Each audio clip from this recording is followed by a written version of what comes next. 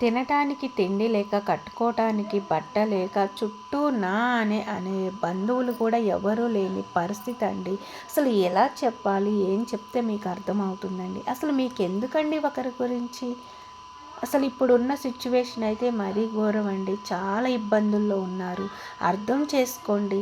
ఇంకా మీకు అర్థం కాలేదు కదండి. మీకు అర్థమయ్యేలా క్లారిటీగా చెప్పాలని వీడియో స్టార్ట్ చేశానండి. సో వీడియో మొత్తం మీరు చూసేసి నచ్చితే లైక్ చేయండి, షేర్ చేయండి. ఫస్ట్ టైం మన ఛానల్ ఎవరైనా కొత్త వాళ్ళు చూస్తున్నట్లయితే సబ్స్క్రైబ్ చేసుకోండి.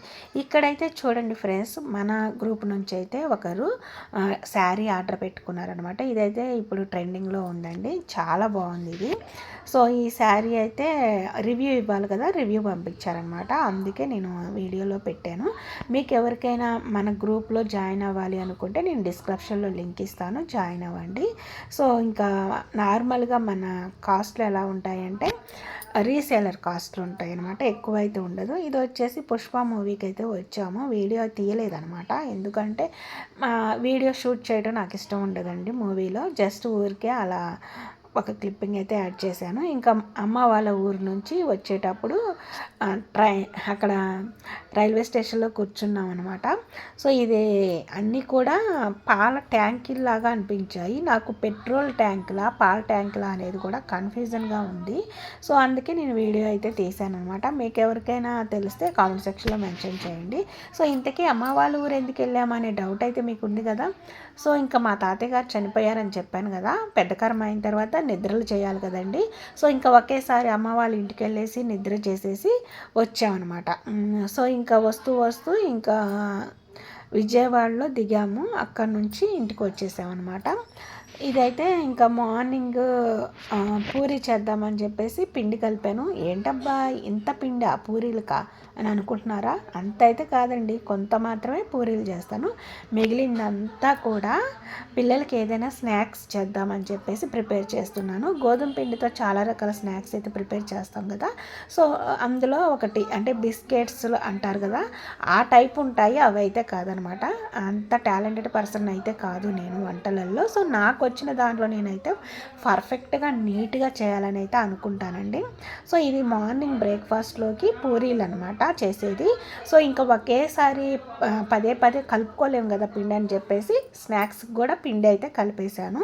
సో ఇంకా పూరీలు చేసి మేము తినేసే లోపు మిగిలిన పిండి కూడా నానుతుంది. ఇంకా కొంచెం బాగా నానితే బాగా పర్ఫెక్ట్గా వస్తాయని పక్కన పెట్టేసి మా బ్రేక్ఫాస్ట్ అయిన తర్వాత స్నాక్స్ ప్రిపేర్ చేశాను.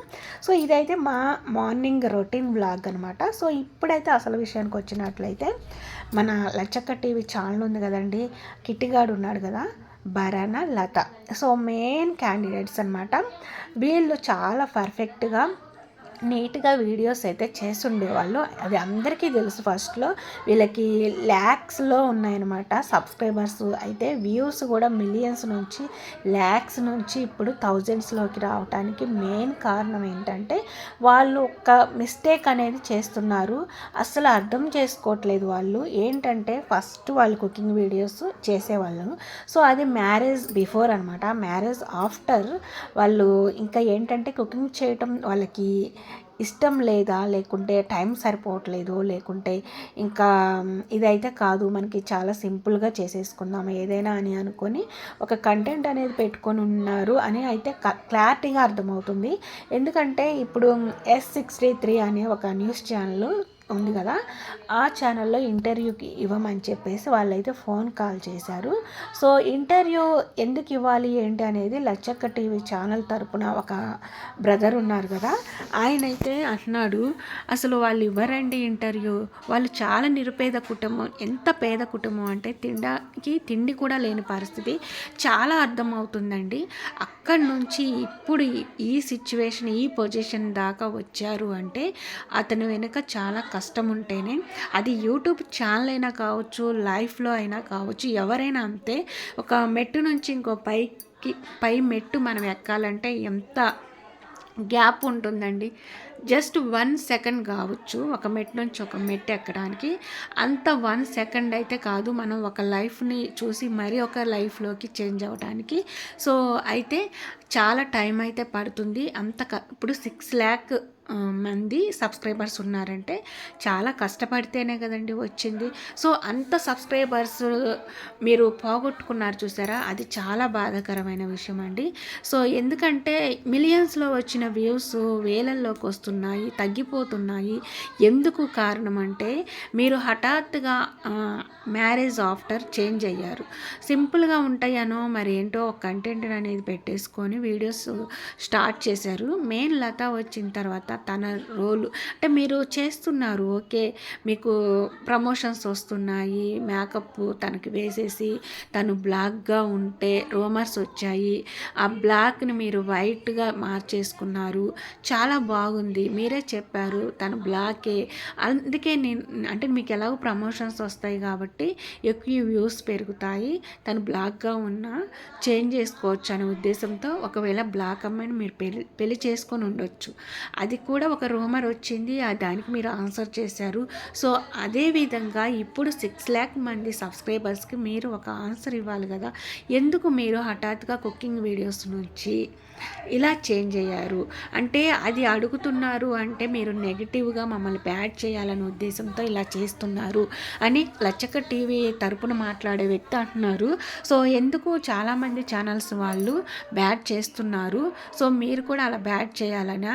సో మీ దగ్గర ఉన్న వ్యూస్ అన్నీ కూడా చాలా తక్కువ, వీళ్ళ కంటెంట్ పెట్టేసరికి వ్యూస్ పెరిగాయి, మీరు మానిటైజేషన్ ఆపేసుకోండి అని ఇలా మాట్లాడేస్తున్నారు.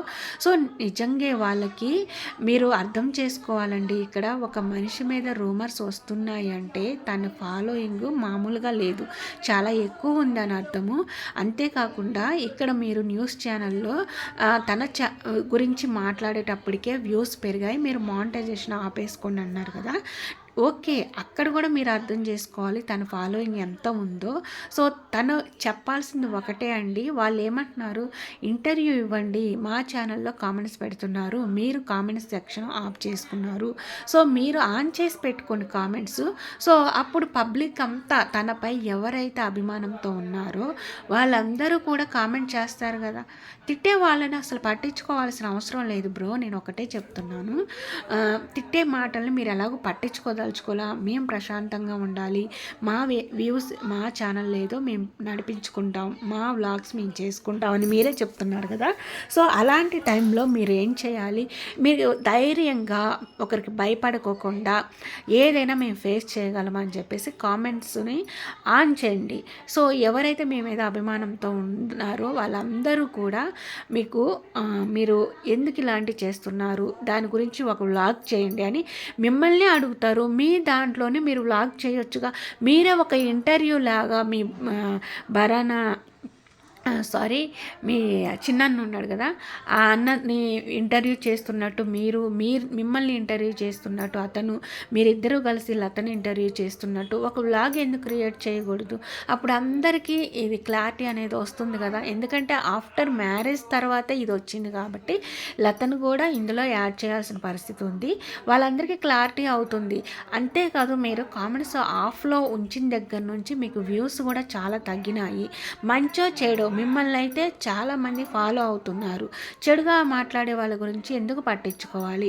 మీరే చెప్తున్నారు కదా చిన్న చిన్న ఛానల్స్ వాళ్ళ గురించి మాట్లాడితే వ్యూస్ పెరుగుతున్నాయి అని. సో ఓకే, మీకు అర్థమవుతుంది కదా, అక్కడ వ్యూస్ పెంచుకోవడం కోసం మాట్లాడుతున్నారు. ఓకే, మరి మీరు తప్పు చేస్తున్నామని ఆఫ్ చేసి పెట్టుకున్నారా? అక్కడ S63 వాళ్ళు మాకు ఇంటర్వ్యూ ఇవ్వండి, మేమేం మేమేం రాంగ్గా మాట్లాడలేదు, సో అలా ఇంటర్వ్యూ ఇవ్వటం వల్ల వీళ్ళ ఛానల్లో గ్రోతింగ్ వస్తుందని మీకు ఒపీనియన్ ఉన్నప్పుడు మీ ఛానల్లోనే అది ఇంటర్వ్యూ ఇస్తాము, కానీ అది మా ఛానల్లో వచ్చేటట్టుగా మీరు చేయండి అనేది ఒకటి మాట్లాడుకోవచ్చు కదా. మాట్లాడుకుంటే వాళ్ళు దానికి అంగీకరిస్తారేమో. సరే ఓకే, ఇదంతా కాదు, డైరెక్ట్గా కిట్టిగాడినే మాట్లాడనియొచ్చు కదా, ఆ టీవీ వాళ్ళతో మాట్లాడించి తన ప్రాబ్లం ఏంటో చెప్పొచ్చు కదా. సరే అదంతా చెప్పడానికి కూడా వాళ్ళు ఇష్టపడట్లేదు, ఎందుకంటే ఎక్కువ మిలియన్స్ వ్యూస్ ఉన్నప్పుడు సబ్స్క్రైబర్స్ ఉన్నప్పుడు మేము మాట్లాడింది లేదు, ఇంటర్వ్యూస్ ఇచ్చింది లేదు, ఇప్పుడు తక్కువ వ్యూస్ వస్తున్నాయి, ఇప్పుడు మేము ఇంటర్వ్యూ ఇస్తే ఏం బాగుంటుంది అనేది మీ ఒపీనియన్ అయి ఉండొచ్చు. కానీ ఎందుకు తక్కువ వ్యూస్ వచ్చాయి? మీరు దేనికి రిప్లై ఇవ్వట్లేదు, సరైన ఆన్సరింగ్ అనేది లేదు. మీరు అసలు ముందు వీడియోస్ గురించి పక్కన పెట్టేసేయండి. అది రాంగా రైటా అనేది పక్కన పెట్టేసి ముందుగా మీరు అసలు ఎందుకు ఇంటర్వ్యూ ఇవ్వమని అడుగుతున్నారు, మీ ఛానల్లోనే వచ్చేటట్టుగా ఇంటర్వ్యూ ఎందుకు చేసుకోకూడదు, అందరికీ మీరే ఆన్సర్ చేసినట్టు అవుతుంది. ఒకరు భయపడాల్సిన అవసరం లేదు.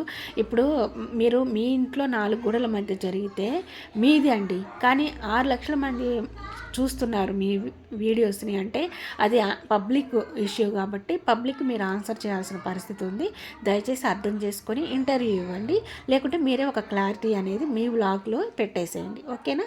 ఈరోజు ఈ వీడియో మీకు నచ్చినట్లయితే లైక్ చేయండి, షేర్ చేయండి, సబ్స్క్రైబ్ చేసుకోండి.